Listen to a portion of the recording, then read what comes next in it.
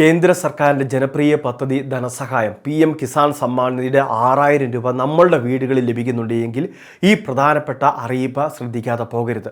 കിസാൻ സമ്മാൻ നിധിയുടെ ധനസഹായം ഇപ്പോൾ ലഭിക്കുന്നവർക്ക് വരും മാസങ്ങളിലെ ഗഡുക്കൾ ഒരുപക്ഷെ നിലയ്ക്കാൻ സാധ്യതയുണ്ട്.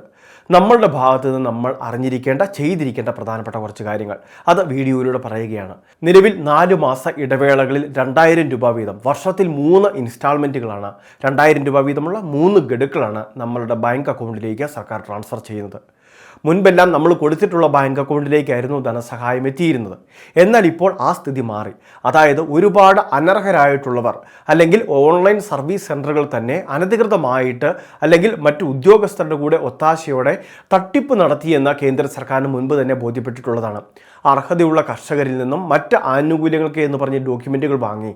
എന്നാൽ ആ ഡോക്യുമെൻറ്റുകൾ മുഖാന്തരം ഓൺലൈൻ സർവീസ് സെൻ്ററുകൾ ഉൾപ്പെടെ തട്ടിപ്പുകൾ നടത്തിയിരുന്നു.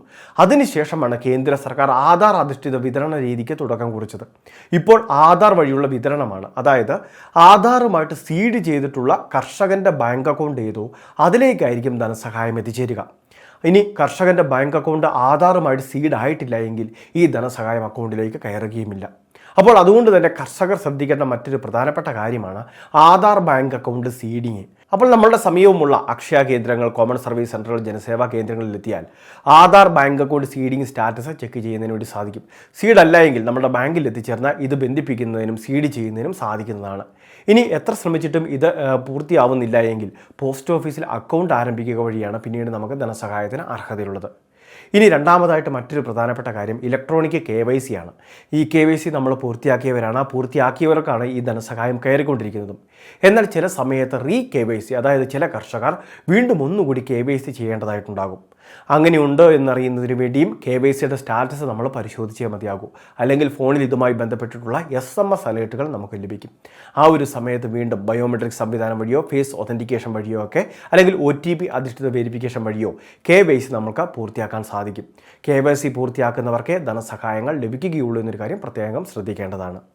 ഇനി മൂന്നാമതായിട്ട് മറ്റൊരു പ്രധാനപ്പെട്ട കാര്യം, ഈ പദ്ധതിയിൽ അപേക്ഷ വെച്ചിട്ടുള്ള കർഷകർ അവരിൽ ആരെങ്കിലും മറ്റ് കേന്ദ്ര സംസ്ഥാന പെൻഷൻ വാങ്ങുന്നുണ്ടെങ്കിൽ, അതും 10,000 അതിന് മുകളിലോ പെൻഷൻ ആനുകൂല്യം ലഭിക്കുന്നവരാണെങ്കിൽ ഈ ഒരു കിസാൻ സമ്മാൻ നിധിയുടെ ആനുകൂല്യം വാങ്ങാൻ പാടില്ല.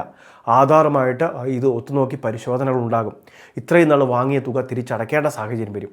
അതുകൊണ്ട് തന്നെ പെൻഷനറൊക്കെ ആണെങ്കിൽ ഈ പദ്ധതിയുടെ ധനസഹായം അത് വേണ്ട എന്ന് വെക്കാനുള്ള സംവിധാനം PM കിസാൻ സമ്മാൻ നിധിയുടെ വെബ്സൈറ്റിലുണ്ട്. അങ്ങനെ നമ്മളുടെ ആനുകൂല്യം സറണ്ടർ ചെയ്യാം. പിന്നീട് നമുക്ക് ഇത്തരത്തിലുള്ള നൂലാമാലകൾ ഉണ്ടായിരിക്കുന്നതല്ല.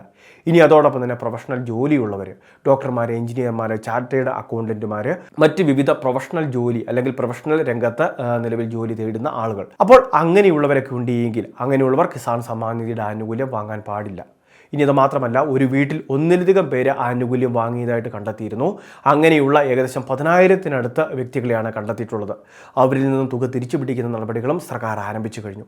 ഒരു റേഷൻ കാർഡിൽ അല്ലെങ്കിൽ ഒരു കുടുംബത്തിൽ അർഹതയുള്ള ഒരാൾക്കാണ് ആനുകൂല്യം ലഭിക്കുക. അത് നിങ്ങൾ തീർച്ചയായിട്ടും ശ്രദ്ധിക്കുക.